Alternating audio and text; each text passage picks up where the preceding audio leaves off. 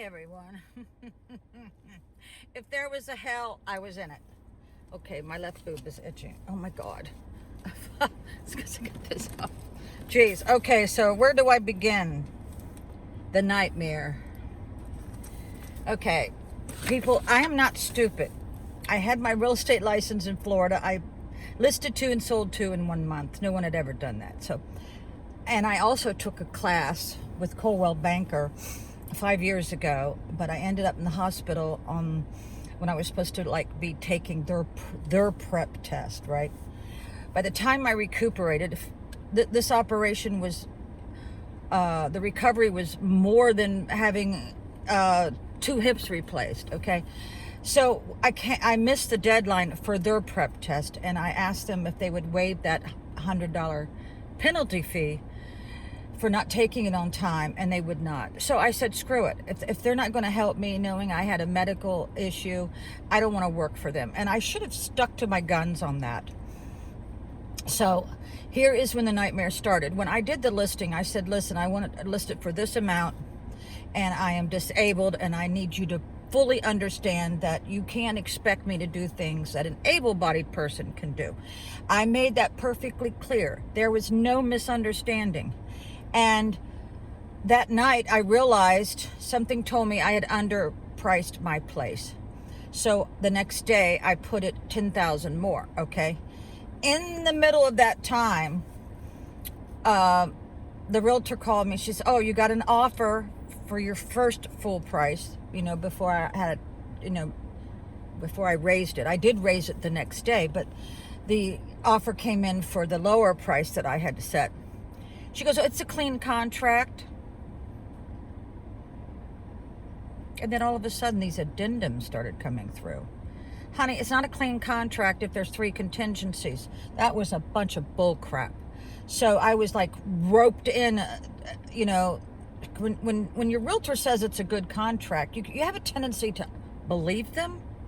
Well, then all of a sudden, these contingencies started coming in. A home inspection, appraisal, and pest, or something like that. I don't know. So I had to beg for copies of my own contracts that I signed. I was given a bunch of lip just asking for the signed contracts that both of us did. That, she goes, oh, well, if it's done under DocuSign, we really don't give you copies. Bull crap again. So the closing was October 22nd. Okay, now 4 or 5 days before closing, I'm told that she may not have enough money in her budget to do the assessments the HOA did. I'm also told that she doesn't have, the appraisal came in $3,000 short from the price she put on my contract. They wanted me to reduce it. So here I'm being told that she may not have enough money, and that the deal was going to fall through because I would not lower the price. I said, okay, I'll lower the price, $3,000, if she gives me an extra week to move out, because I did not have any money to even pay movers or a storage unit to get out even before the closing. See, that is the thing. I told my realtor, my listing agent, I said, I don't have any money. I have to have the money from my sale to pay the movers and the packers and the storage units. I made that perfectly clear. Well, the very last minute, the day before closing, she goes, oh, well, she got the money. You see what happened to me?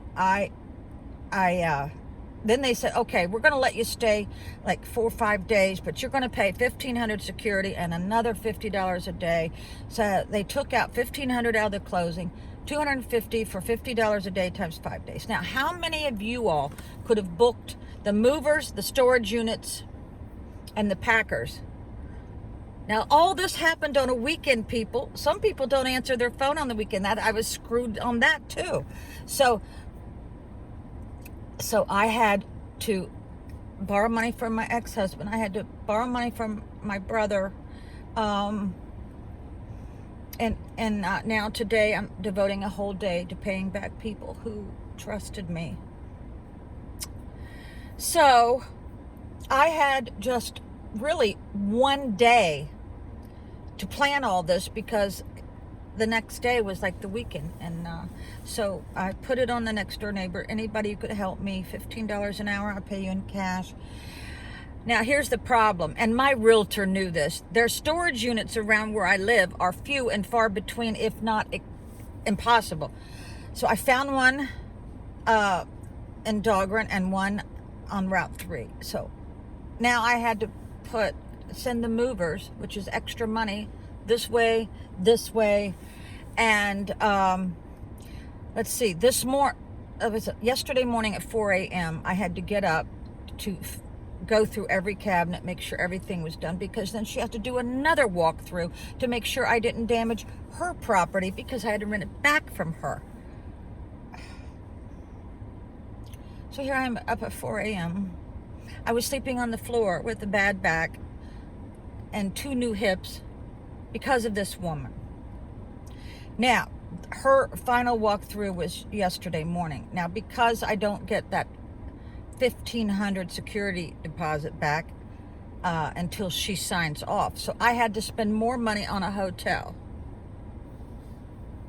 This is the nightmare. Now, my right hand is almost unusable. It was swollen this morning because of repetitive injury of you putting strapping tape on a lot of boxes. I gave away a good third of my belongings, and I need to go through it again.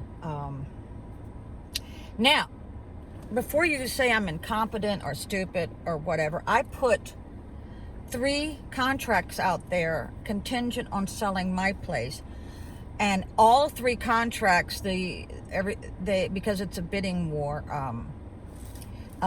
they got more than what they're offering, and they were taking only cash deals. Well, I didn't have a cash deal because I had to make it a contingency on selling my place.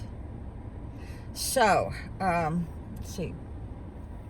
Yeah, so I did try to find a home, so don't think I didn't. I put an offer, I think 2 offers in West Virginia and 1 at Wintergreen. So then I found out, I Googled this buyer's name and found out there's a woman that looks just like her with her same name out of Ashland, Richmond, Virginia, who's a realtor. Now, if any of you all have taken real estate classes or you're a realtor, they have to disclose to you if a realtor or an inactive realtor is purchasing or selling something, because they asked me and I said yes, I have had my license. So I have been in a nightmare. I didn't have time to cry. I wanted to. I didn't have time to cry. I felt like I was in a marathon. I would have deducted $3,000 off her if she'd just given me a couple of days more, because remember, I didn't know she was going to buy it until the day before closing. Now that is how they did not really represent me. My listing agent represented her. Now I realize this, if you think about it, it was a dual representation. The listing and the selling agent all work together in the same building, and it's to their advantage, so they get their commission to do what the buyer wants. You see, they don't give a shit about the seller because they're both in the same office. So it is to their advantage to bend over backwards. Yeah, I bent over and I got screwed. Yeah, because they did everything for the buyer. Now, she said she's already booked the movers and the storage, whatever. That's why she couldn't bend. I go, well, that's on her. You know, that's why she wouldn't. I said, well, I'm sure the movers and the storage unit, so if you had to pay 4 extra days or whatever, that's why she wouldn't bend. I said, she booked all this before closing. You see, to me, that's on her. I was told, well, she can't give you, because she's already booked the movers and the packers and this. That's on her. She shouldn't have done that if it hadn't gone to closing, you know? So she had the advantage of knowing what she was going to, or what her next move was. I was not. So I just went into my job for the last time, and everybody hugged me. and my official termination date isn't until Halloween. So I saw that they were very backed up in the pharmacy, and I said, you know what, I can work a couple hours to get you guys caught up. So I did get my flu shot. I had what is it, the pneumonia. I know when you're elderly you have to wait like so many years between a pneumonia, but so now I just heard that Pfizer can give you the booster for your COVID, so I'm gonna get that soon. But so that's enough ranting for today. Goodbye.